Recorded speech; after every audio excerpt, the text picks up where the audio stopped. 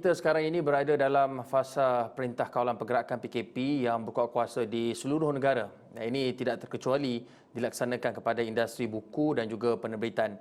Dan di dekad ini, industri kreatif, budaya dan intelektual sedang berdepan dengan pelbagai cabaran yang merangkumi gangguan digital, kejatuhan jualan runcit serta kelemahan tabiat membaca. Jadi kita mahu melihat jika pelaksanaan PKP ini tentunya memberikan cabaran lebih getir kepada industri buku dan juga penerbitan khususnya untuk memastikan ia terus hidup. Dan untuk bercakap mengenai perkara itu melalui Skype untuk berkongsi hal ini adalah Hafiz Latif. Beliau ialah seorang penerbit dan juga Ketua Pegawai Eksekutif Kuras Buku. Assalamualaikum Hafiz. Waalaikumsalam warahmatullahi wabarakatuh. Khabar? Baik, sihat alhamdulillah. Harap Hafiz pun sihat, baik-baik saja. Hafiz, InsyaAllah. boleh Hafiz kongsikan senario ataupun keadaan industri buku dan juga penerbitan ini selepas saya kira dah sebulan dah PKP ini dilaksanakan. Bagaimana nasib ataupun keluhan penulis, penerbit buku sepanjang sebulan tempoh PKP ini dilaksanakan?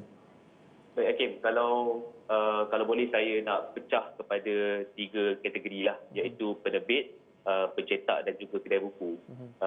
Situasi semasa sekarang ini membuatkan penerbit mempunyai stok yang sedia ada untuk membuat jualan secara dalam talian.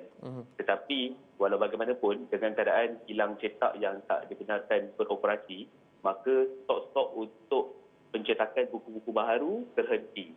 Jadi di situ penerbit-penerbit yang sedia ada sekarang ini stoknya makin berkurangan dan tiada stok baru untuk digunakan untuk dibuat jualan secara dalam talian.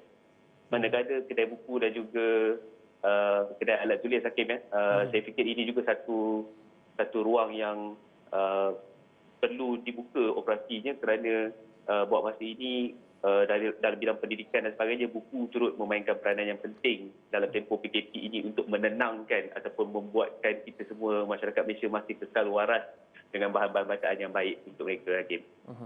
Hafiz, kalau kita lihat industri buku ni, dia tidak asing dengan perubahan teknologi dan dia sentiasa berevolusi untuk memenuhi keperluan membaca. Kita ambil contoh, ada e-book. Kalau platform e-book itu sudah ada, apa lagi kekangan yang dihadapi oleh ialah penerbit buku sekarang ni? Seperti Hafiz sebutkan tadi, ada 3 kategori penerbit, pencetak.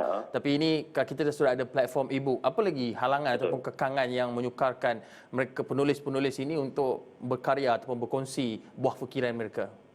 Baik, okey. Buat masa ni yang boleh saya dapatkan maklum balas daripada tinjauan di media sosial dan sebagainya, ada 2 kekangan paling utama yang dihadapi oleh kami dalam industri buku lah. Pertamanya dari segi sumber pendapatan sendiri, kerana faktor kemaikannya ada, misalnya kalau ada penulis yang bergantung hidup sebagai penulis penuh masa dan sebagainya. Jadi apabila sumber pendapatan karya itu tidak dapat diterbitkan dan dijual, maka sumber pendapatan agak berkurangan. Jadi dari segi untuk, walaupun mungkin boleh ada macam yang Hafiz cakap tadi dari segi e-book dan sebagainya, tapi jualan dalam talian tadi macam yang saya sebutkan tadi juga, apabila stok berkurangan, stok baru tak ada, jadi tiada sumber pendapatan baru yang mereka dapat.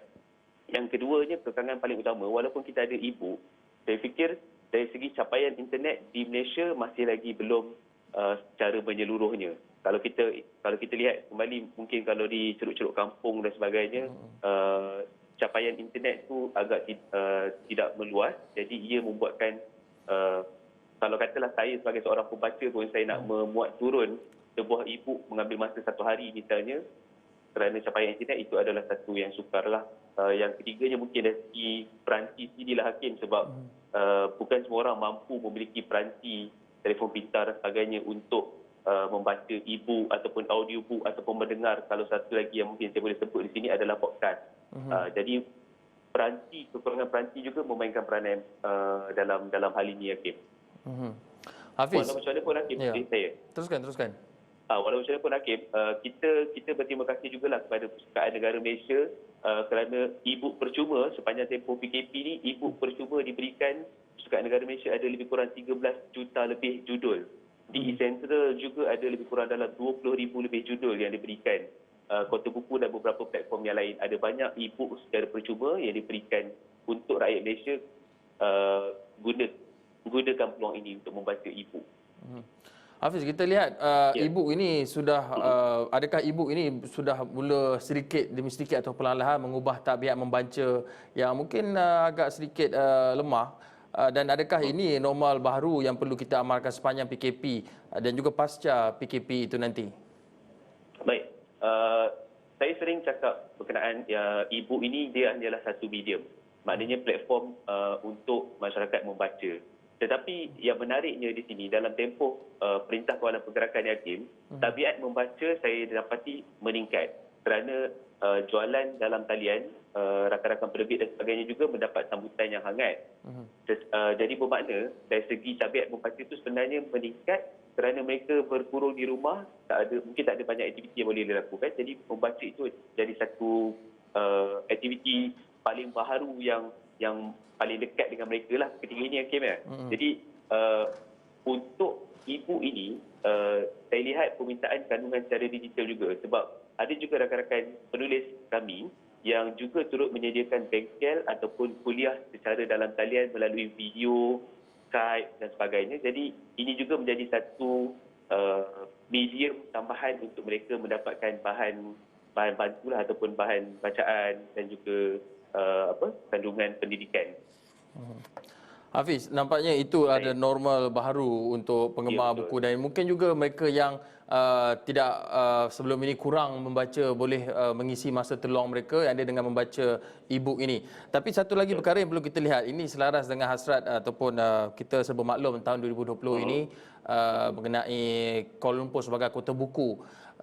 Pandangan Hafiz, di mana kita berada sekarang ini dan apa keperluan untuk kita kembali menyemarakkan platform ini walaupun kita dalam keadaan PKP ini dan kita tak nak PKP ini boleh mengganggu-gugat hasrat kita untuk menyemarakkan kempen Kuala Lumpur sebagai kota buku 2020.